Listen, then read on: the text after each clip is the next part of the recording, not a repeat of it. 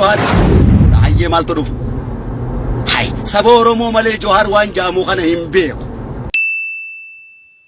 كدر مرتو في جوار محمدتو جتشا ولد دربتا جرا جوار حالة كدر كيف تجي وان بيكوف ديبسا إنك نوفي بعضي جوانا ديتي نتياري ودون نقوتي يا قدير قدام كسر كيف درك عليه ماليات المرتو سميديا خنا قبتي أنا وجي دركم يا هقول قدير مرتو خنا بودا أجن دانك وصو أمته ورمو أدق ودون تاني أنا مسترام زاوجي أنا كنا سخيسة أبدا يو سخيسة أبدا اتشير قرأ جوارين برات تنجالة مجتيو كدر مرتو الرب ساجرات نمني تفتمان نمني تكاتان جوار برات تسي بيكت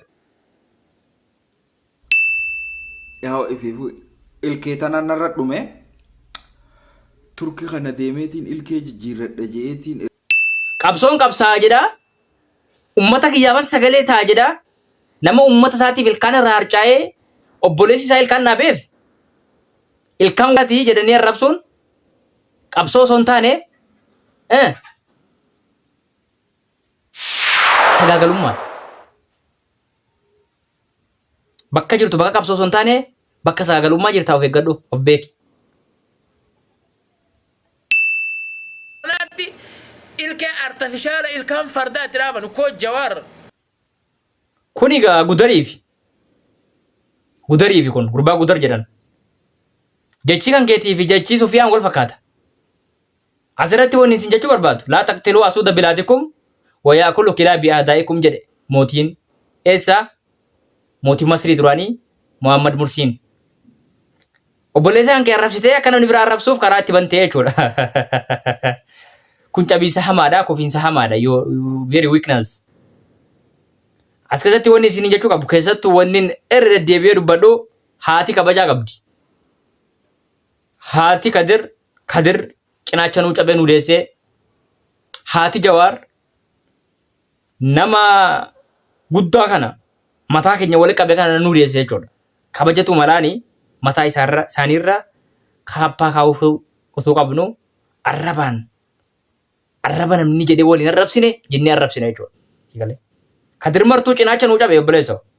Abbaan Kadir martuu har'a arteef shaala har'a AI'dhaan fokkisiftanii bifa kanaan fiddan kun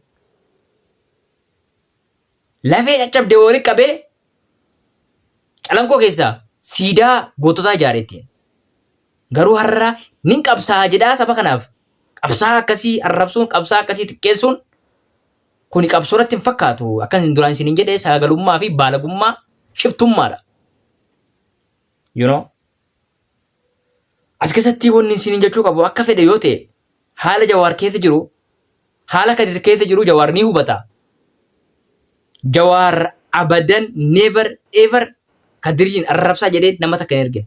Garuu uummanni kun Jawaar biratti waa xiqqoo si fudhatama qabna jettaniiti Kadiriin arrabsaa jirtan. Kufoodha isin Kadir biratti Jawaar biratti. Lammanuu goota aarsaa Oromoo kaffalaa jiran kaffalanii dabarsan kaffaluuf deeman.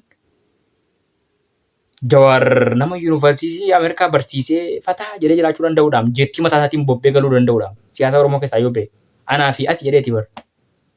Kadir bar nama jireenya isaa guutuu cinaacha itti dhabee ilkaan itti dhabe bar. Maaliif anaaf si jedheeti. Kabajatu isaan mala lamman jiraatii kabajuun mala yoo jirre akka carraa ta'anii walitti muufatan gamas goranii hooy gamas goranii hooy jechuu caalaa haala Kadir keessa jiru waan Jawaar hubatuuf sammuu dhukkuba jedhanii walitti argu. Dhumti dubbiini. Yeroo inni hojii gaarii hojjete ahlan wasaalee yeroo inni dogongora hojjete irraa jetteeti deemuudha malee abaluu kana biratti hin jaallatama jettee abaluu kana arrabsuun kun waan gaarii miti isin jechuu barbaada Oromoo koo. Wallahi nu tokko obboleeyyanii akkasiin jechuu barbaada haati Jawaar tuqamuun na dhukkubsa haati Kadir tuqamuun na dhukkubsa lammanuu anaaf haadha lammanuu anaaf goota lammanuu anaaf nama kana fakkaatu lamman nuu kennaniiti. Yeroo isaanii dabranii waan ajaa'iba isinitti ta'u haati Kadir martuu lubbuudhaan hin jirtu.